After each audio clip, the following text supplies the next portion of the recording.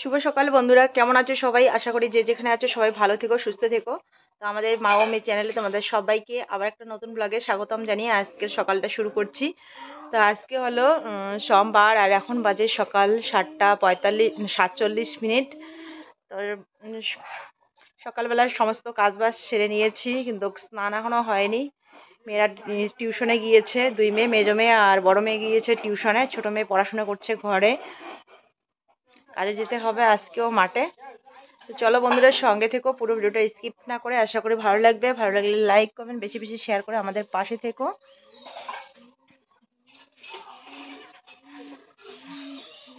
তো মা বাবা ওদের চা খাওয়া হয়ে গেছে, আমি খাইনি। এই যে এদিকে ছোট মেয়ে পড়াশোনা করছে ঘরে।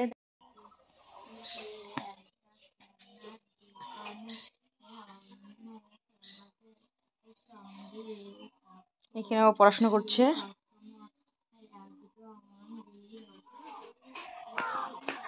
তো আমি তো এদিকে যে সকালবেলা ঝাড়ু দিচ্ছিলাম, বাসন মাজছিলাম। এবার দেখো আমার ছোট মেয়ে বিছানাটা কি সুন্দর করে গুছিয়ে নিয়েছে। ও ঘর ঝাড়ু দিয়েছে, বিছানা গুছিয়ে নিয়েছে, কারণ ওর দিদিরা আজকে ব্যস্ত, টিউশনে চলে গেছে সকাল সকাল। চলো তাড়াতাড়ি বাকি কাজগুলো সেরে নেই, রেডি হই কাজে যাওয়ার জন্য।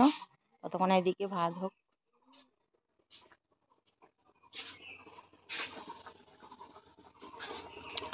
ছোট ডেস্কিতে করে বসিয়েছি, এই যে উতলে উতলে পড়ছে।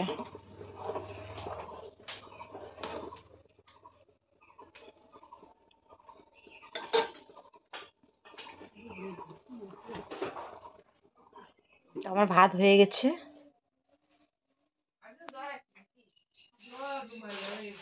এখানে মা জল বসিয়ে দিয়েছে গরুকে খাওয়ানোর জন্য। তো চলো গ্যাসের মধ্যে ভাত রান্না করলাম। তো মরিচটা এখানে পুড়ে নেই।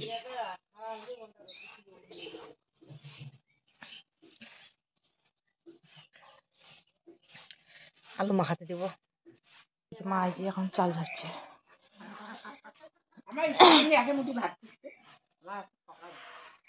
খাইয়ে না ফোনকে ঘরের সাথে।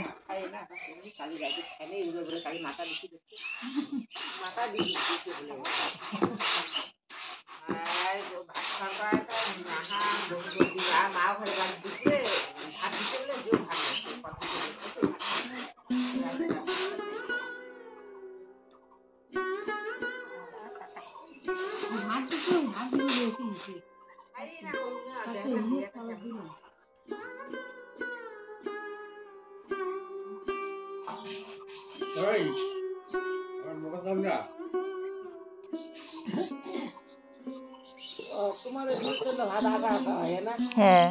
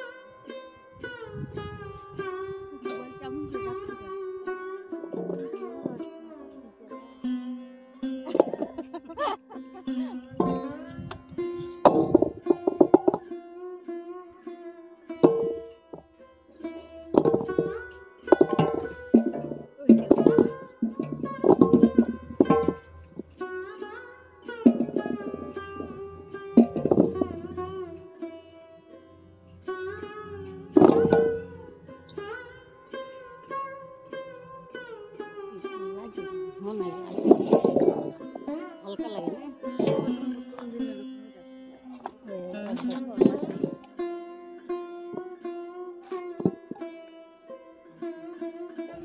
তো বন্ধুরা, এখন বাজে দুপুরে 1টা,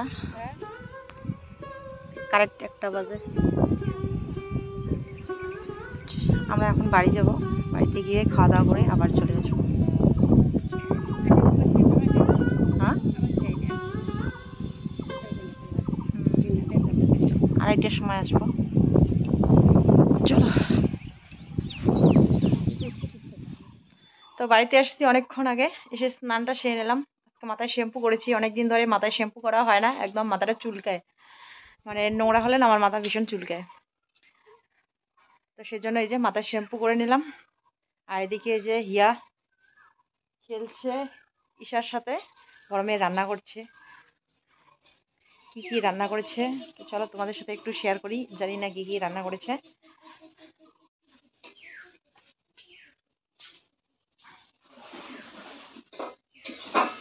কি বানাচ্ছিস? পকোড়া? বাহ, কিসের পকোড়া?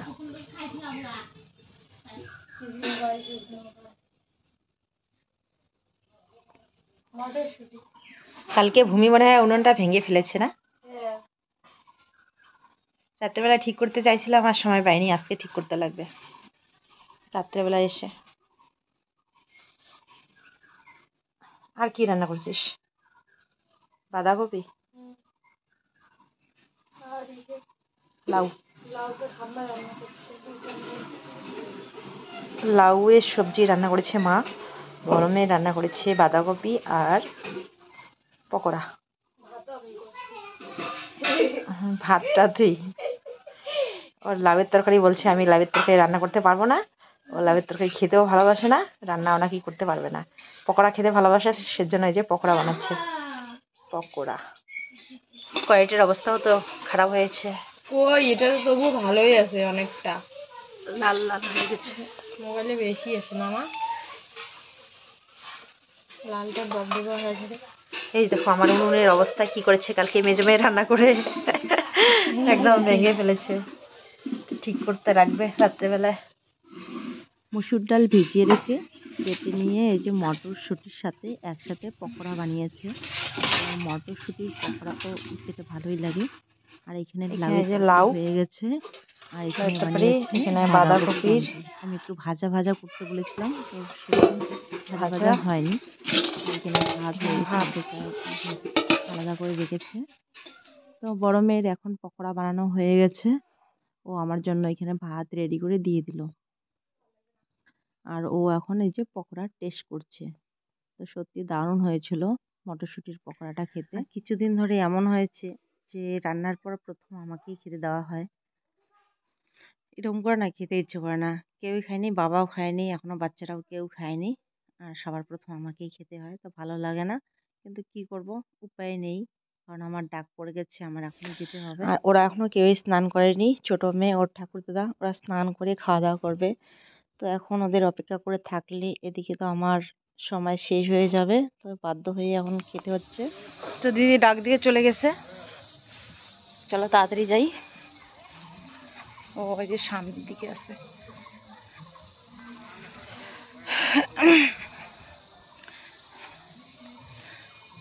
তো এই কয়েকদিন ধরে 7 জন করে কাজ করতেছি, আজকে দল ভাগ হয়ে গেছে। আজকে আমরা যেখানে কাজ করছি ওইখানে 3 জন কাজ করছি, আর 4 জন মানে কি এক শাশুড়ি মার তো শরীর ভালো না, আপনি জাননি তো, আর 3 জন আর এক দাদার কাজে গেছেন। তো যে দিদির সাথে কাজ করছিলাম ওই দিদি, মানে যে দিদি আমাকে বলেছিল কাজের কথা, ওই দিদি আজকে আর আমাদের সাথে নেই, অন্য জায়গায় কাজ করছে। তো চলো তাড়াতাড়ি যাই।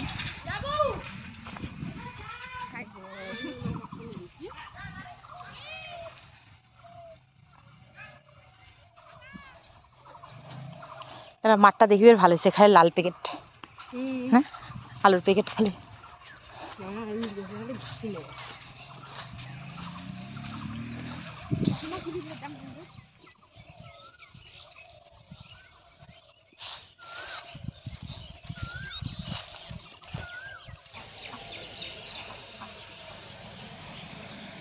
তো আমরা 1টার সময় বাড়ি গিয়েছিলাম, আর 2:30টার সময় বাড়ি থেকে বের হয়েছি।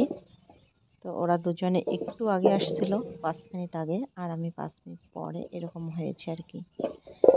তো আজকে দেখো এখানে আমরা 3 জন কাজ করছি, আর বাকি 4 জন অন্য অন্য গেরির কাজ করছে, অন্য মালিকের। কারণ এইখানে আজকে এত লেবার লাগতো না, সেজন্য আমরা এখানে 3 জনেই কাজ করছি। আর এখানে একটা বড় আলুর পিল ছিল তখন, তো এই যে অনেকক্ষণ থেকেই আমরা আলু প্যাকেট করছি। দেখো এই যে কতগুলো আলু প্যাকেট করা হয়ে গেছে। তো এখন শেষ, এখন বাজে বিকেল 4:30। তো এই যে আলু অল্প আছে, এগুলা প্যাকেট করে আমরা এখন বাড়ি যাব। আর এইখানে বড় আলুগুলো আলাদা করে তোলা হয়েছিল, আর এগুলো হয়েছে ক্যাট আলু, ছোট ছোট আলুগুলো। তো এগুলো আলাদা প্যাকেট হবে। আর আজকে আমরা কিন্তু অনেক দূরে কাজে চলে আসছি, একদম পাকা রাস্তার কাছে। দেখো আমাদের পিছন দিকে কিন্তু গাড়ি যাচ্ছে। ধানগুলো লাগাইছিলাম, এখানে একটু যে এই যে ধান লাগিয়েছিলাম, এখানে একটু জল বেশি নষ্ট ছিল হয়ে বলে গেছে। দেখো গাছগুলো নষ্ট হয়ে গেছে। তো পশ্চিম দিকে সূর্য মামা অস্ত হয়ে যাচ্ছে। বাড়ি যাই, বাড়ি মানে কি যাবো একটু বিছন বাড়ির ওইদিকে, সেজন্য আমি একাই এদিকে যাচ্ছি। আর হ্যাঁ, এক বোন কমেন্ট করে বলেছিলে যে দিদিভাই তুমি কার কাজ করো, আলুগুলো কি তোমার? তো না বোন, এগুলো আলু আমাদের না, আমরা আলু করিনি, মানুষের আলু তুলছি, তার বিনিময়ে আমাদেরকে পারিশ্রমিক পয়সা দেওয়া হয়। কি সুন্দর দুব্বা ঘাস হয়েছে। সুদীপা বলে মা আলু তুলতে যাও, ওই দিক থেকে একটু টেপরির জন্য ঘাস নিয়ে আসলে তো হয়। তো হয়েছে আজকে নিয়ে যাচ্ছি, দুব্বা ঘাস হয়েছে তো খুব সুন্দর, তো নিয়ে যাই, এতে খাওয়া হবে, আমার বড় মেয়েরও মনটা খুশি হবে দেখলে। এই যে এখানে তুলছি।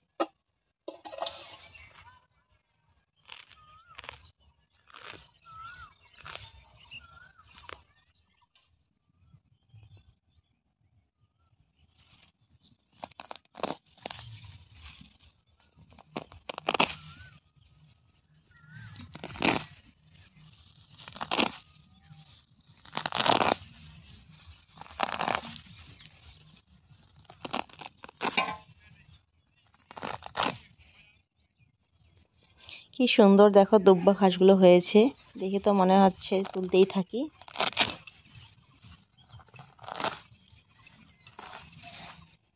সাইডে সাইডে আলু বাড়ি না, তো সেজন্য এই যে ঘাসগুলো আলুর বাড়ির সার পেয়ে খুব সুন্দর হয়েছে।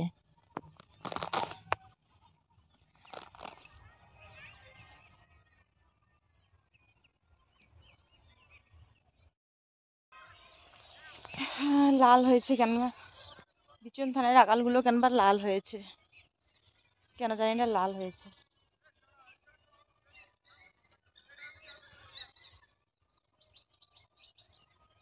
এরপর আর কুত্তা ঢুকতে পারেনি মনে হয়।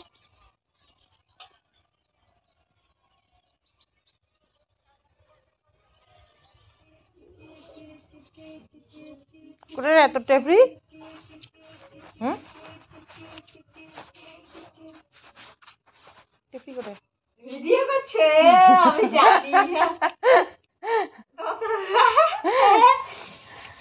টেপরির জন্য ঘাস দিয়ে আসছি। আর টেপরি টেপরি দৌড়ি এসে দিচ্ছে। ওদি দেখাও না, ওদি দেখো, ওদি দেখাও। ওর দিশে হারে গেছে, কুদি আসবে আর কুদিনে আসবে। টেপরি ছিল, এই যে চলে আসলো। মা ঢুকিটা কতগুলো দেখলি, ওর মাথা ঘুরি দিবে, ওর সব ফালে দিবে। কোথায় থাকে থাক, একটা কানের মধ্যে শুনছে যে ওর নাম, ডাক দেওয়ার সাথে সাথে ছুটতে চলে আসলো। ফুলে গেছে, জল দেওয়া হয়ে গেছে। ওই নেবড়ি, মানে বেশি খাওয়া দেখলে তো লোভ বাড়ে না। এদিকে এদিকে আমরা ভাবলাম মাছ লেলাই ঘাস তুলে যাবো মাছ সাথে। পিছন বাড়িতে জল দেওয়ার লাগলে হয়, চল তো যাই, জল দিয়ে আসি। জল দেওয়া বাদ দিয়ে গাছ ঘাস তুলবে না, জল দিয়ে জল দিয়ে দিতে সন্ধ্যা লাগবে। দুদিন নিয়ে খাওয়ার হবে।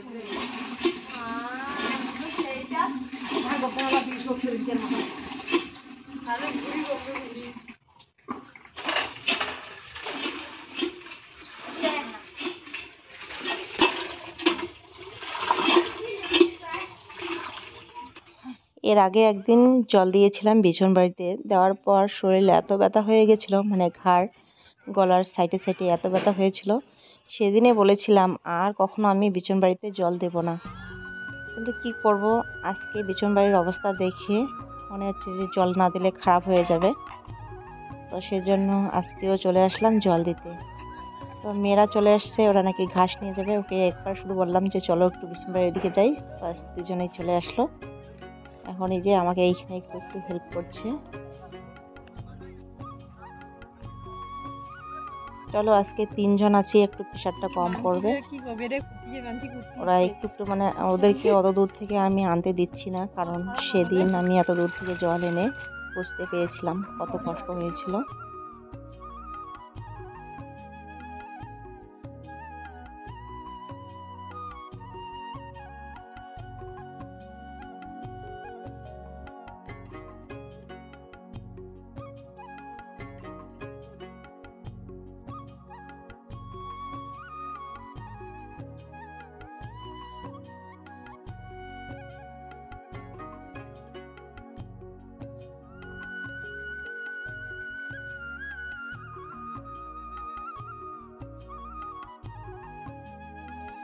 তো আমি এই যে প্লাস্টিকের বালতিটাতে করে আর একটা বড় বালতিতে করে 2 বালতি করে আমি নিয়ে আসি। আর একটা ছোট বালতি আছে একটু ছোট, ওই বালতিটাতে করে মেজো মেয়ে আর বড় মেয়ে ও অর্ধেকটা রাস্তা নিয়ে আসে, ও অর্ধেকটা রাস্তা নিয়ে আসে, এভাবে হেল্প করলো। তো তাড়াতাড়ি জল দেওয়া আমাদের হয়ে গেল। এখন দেখো বড় মেয়ে এখানে ঘাস কাটছে আবার। তো মা এখনই কাজ থেকে আসলো আর এসে পিছন বাড়িতে জল দিতেছে। তো আমরাও আসলাম, দিদি আর আমি। তো চলো বন্ধুরা, আজকের ব্লগটা এখানেই শেষ করছি। কাল ফিরে এসছি আবার নতুন ব্লগ নিয়ে। দিদি আবার নাকি ঘাস কাটবে, ততক্ষণে সবাই খুব ভালো থেকো, সুস্থ থেকো আর সাবধানে থেকো। কাছে নিয়ে আসছে। শুভ সন্ধ্যা।